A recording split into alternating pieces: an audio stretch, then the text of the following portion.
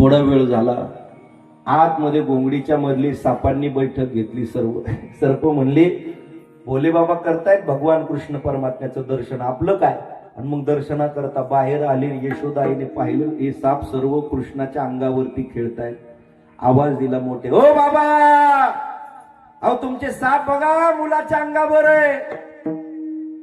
बाबाचे डोळे उघडले भोले बाबांनी. जड अंतःकरणाने गोपाल कृष्णाला यशोदाईकडे परत दिलं. नाही किती भाव आहे महाराज एकमेकांविषयी. तसं पाहिलं तर जनाबाई महाराज म्हणतात, स्वरूप जरी दोन असले तरी आत्मा मात्र एक आहे.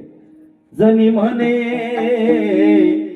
आत्मा एक, सर्वा घटे तो व्यापक, तो व्यापक.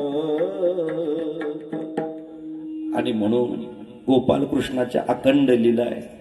पुढे भगवान परमात्म्याने श्रीधामा, मधुमंगल, बोबड्या, वाकड्या, पेंद्या यांच्या बरोबर मैत्री केली.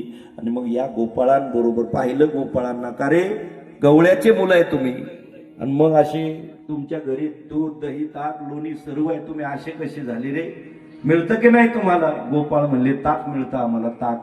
मग तुम्हाला पाहिजे का? याल तरी यारे लागे, अवघे माझ्या मागे मागे, आजी देतो पोट भरी, पुरे म्हणाल तो वरी. गोपाळांचा सर्व असणारा समुदाय गोपाळांना बरोबर घेऊन महाराज या भगवान परमात्म्याने नटखट नटखट नंद किशोर, माखन का गयो माखन चोर, दौड़ो दौड़ो पकड़ो पकड़ो काना भागा जाए, दौड़ो पकड़ो दौड़ो दौड़ो पकड़ो पकड़ो काना भागा जाए, कभी कदम पे कभी कुंज गली हाथ नहीं आए, गोकुल की नगरी में मच गया शोर, माखन खा गयो माखन चोर, लुटी लुटी माखन खाई गया।